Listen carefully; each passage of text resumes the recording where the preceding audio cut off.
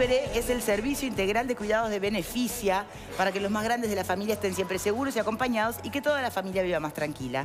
Tiene planes a medida para cada familia, de la asistencia con respuesta inmediata, las 24 horas, servicio de acompañantes en hogar o sanatorio sin límites.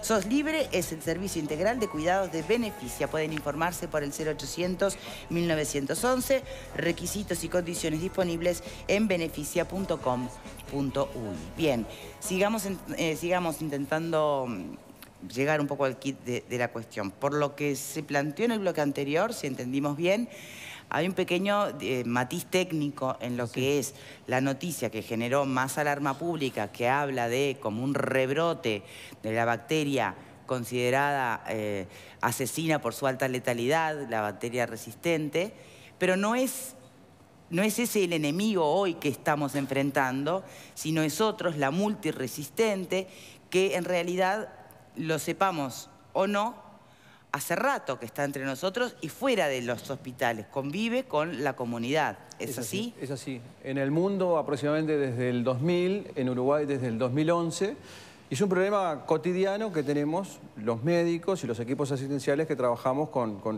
en los ámbitos hospitalarios en particular.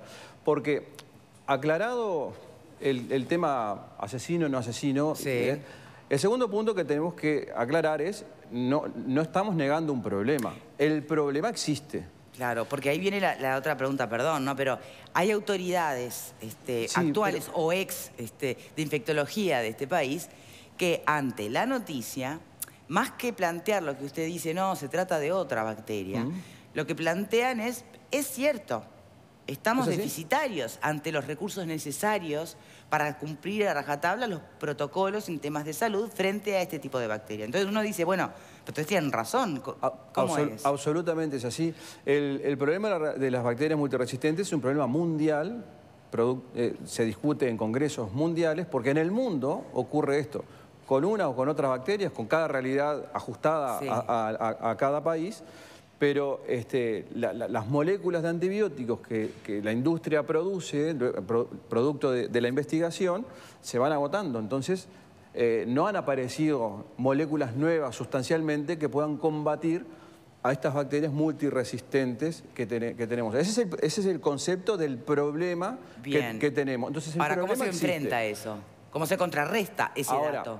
La emergencia de bacterias multiresistentes no tiene su génesis solo en el déficit de recursos humanos. Es mucho más complejo el tema. Es mucho más complejo y mucho más profundo. Ese es un aspecto. Y que la noticia no lo tiene allí, lo tiene seguramente en la propia resistencia de la bacteria. Y que la noticia trascienda en esta oportunidad por el reclamo gremial es algo a tener en cuenta. Pero surge por muchas cosas más. Por ejemplo, el uso indiscriminado de antibióticos. Claro. Porque una cosa es los antibióticos que usamos, creemos que adecuadamente, no siempre adecuadamente en los ámbitos hospitalarios, y otra cosa es cuando se indican y prescriben antibióticos o se automedican antibióticos. Eso va generando presión que deriva en resistencia. Bien, pero a ver, entonces, la automedicación ni que hablar, ni la abordamos porque es obvio que es un hecho que está mal. Ahora, más me preocupa si la prescripción es médica. Sin duda. Por eso, el abordaje de este tema tiene un componente muy fuerte en políticas sanitarias muy bien dirigidas desde la autoridad sanitaria, y ahí es donde necesitamos el liderazgo del Ministerio de Salud Pública y de su departamento de infectología, vigilando lo que pasa en el país. Hace poco se dieron los datos de todo lo que ocurría en términos infectológicos en el país, con reporte de un 65% de las instituciones, reporte periódico, enviado y centralizado en el Ministerio de Salud Pública, con la vigilancia epidemiológica de lo que ocurre en el país. Y así es como tiene que ser, pero no es suficiente. No es suficiente. Se requiere una política mucho más enérgica y agresiva de parte del Ministerio de Salud Pública, con mucho más recursos a ese departamento, para poder hacer los chequeos, las inspecciones, los controles, pero no con criterios punitivos. No estamos hablando de sanciones, estamos hablando de una práctica médica ajustada a evidencia científica y que realmente tenga las herramientas para controlar un problema emergente mundial ajustado a nuestra realidad. Es lo que se llama programas de concientización, los programas para el uso racional de antibióticos, que son esenciales en todo esto, con una línea muy clara y precisa, que todos debemos comprometernos, todos quienes trabajamos en la salud debemos comprometernos. Ahora, cuando hay un brote, o cuando la vigilancia detecta un brote, hay toda una serie de pasos y pautas que hay que hacer, ¿no? ¿Hay un brote a todo esto? Claro, sí, claro, eso es un bien, brote. Pero en los últimos 3 años hemos tenido 22 brotes de este tipo en los prestadores públicos y en los prestadores privados. Es un problema. Sí, claro. ¿Habrán escuchado alguna vez historias de personas que se van a intervenir por algo trivial y se agarran, se agarra una bacteria, ¿no? Esa es la típica que uno escucha por allí. Digo, a ver, no es nuevo esto. Claro. Eso es lo que quiero y decir. en ese sentido, Victoria, no es nuevo y no es excluyente del sistema público, porque más de una vez nos hemos enterado de lo que sucede en el sistema privado. Y me parece que este punto que decía el doctor aquí es bien interesante, porque hoy escuchábamos, por ejemplo, a otros colegas de él diciendo se necesitan auditorías, porque por lo que usted está diciendo, esta información es voluntaria. O sea, habla de un 65% de las instituciones que reportan casos. ¿Y qué pasa con el resto? ¿Cuál es la vigilancia que se mantiene? Eso es lo que hay que mejorar. Y eso es lo que requiere una actitud mucho más enérgica de parte del Ministerio de Salud Pública para controlar Porque uno se da cuenta ahora de lo que está sucediendo por un sindicato público, pero no sucede esto habitualmente a nivel privado. Por ejemplo, cuando estos brotes sabemos que sí pueden existir en instituciones privadas. Sí. Ahora, perdón, pero una aclaración, me parece importante, más allá de que quizá pueda ser superfluo, pero no está de más recalcarlo.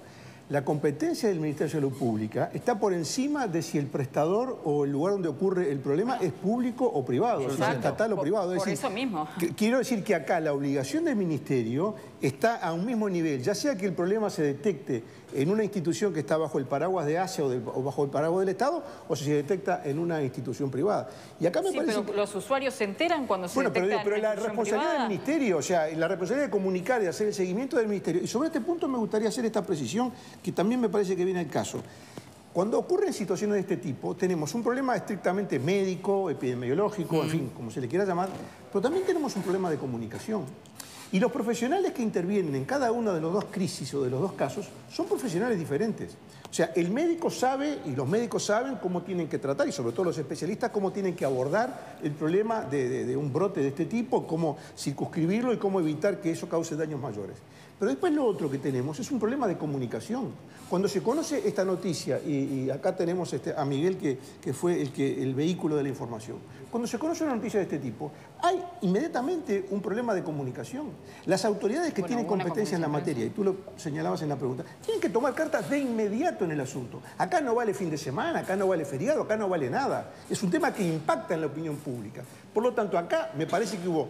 No voy a opinar del tema médico porque no es mi competencia, pero claramente en el tema de la comunicación me parece que no se estuvo a la altura del impacto que la noticia causó en la sociedad, minimizando el efecto, quizás pensando equivocadamente, porque también es una estrategia de no contestemos, no salgamos a la prensa porque vamos a aumentar el asunto. Y me parece que fue exactamente el camino contrario. ¿Qué opina, Greco? Sí, yo creo que yo lo puse en algún tuit, el tema que debo que hacer, tener mucho cuidado y ser muy responsable en la forma en que se comunican noticias médicas. Lo digo por la forma en que se transmitió, lo discutíamos en el corte, para no generar... Igual, doctor, vale la pena también aclararlo. Vuelvo a reiterar, lo de la palabra asesina salió del dirigente sindical y es una bacteria que te puede matar.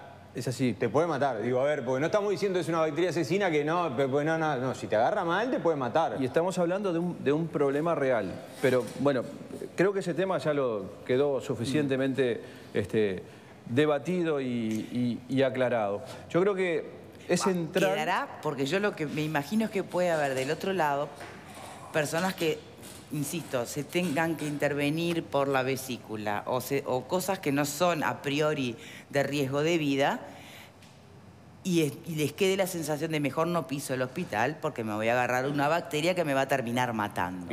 A mí me gustaría... Hoy de mañana hablábamos con Pisotano en la radio y yo le decía, por ejemplo, si tengo que ir al hospital público, yo por las dudas trataría hoy de evitar el español, pero por esta situación que se ha generado. Es un error y está equivocado. Y si algo me gustaría que quedara de este debate, es la tranquilidad de que las medidas se toman para evitar los contagios evitables en todo el sistema, en la salud pública y privada.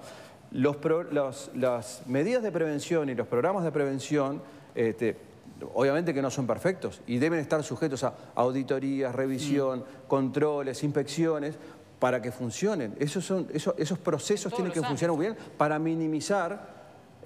Pero, a ver, yo hago esta comparación para contextualizar el tema. Por más que nosotros llevemos a cero la alcoholemia, al uso del cinturón, a la educación vial y demás, siniestros de tránsito va a haber. Siempre va a haber. Esto es igual. Llevemos al máximo las precauciones, pero complicaciones en una cirugía, infecciones, va a haber. ¿Ah? Lo que tenemos que hacer responsablemente es hacer los procesos ajustados a protocolos y minimizar, llevar al mínimo esa posibilidad, ese riesgo. Pero algo tan sencillo como una apendicitis se puede complicar y puede llevar a la muerte en un 1% o 0,1%. Bien, ¿Me explico? Por lo que entiendo, entonces, ese porcentaje dependerá mucho, primero, de las defensas de la propia persona receptora o infectada con la bacteria que sea, ¿no? El caso a caso. Pero también dependerá mucho de si efectivamente esa institución de salud en la que está siendo intervenida hizo lo máximo en contemplar todos los protocolos del caso. Es así. No estamos ahí. A ver... ¿Me lo cuenta después de la pausa? Bueno. Ya venimos.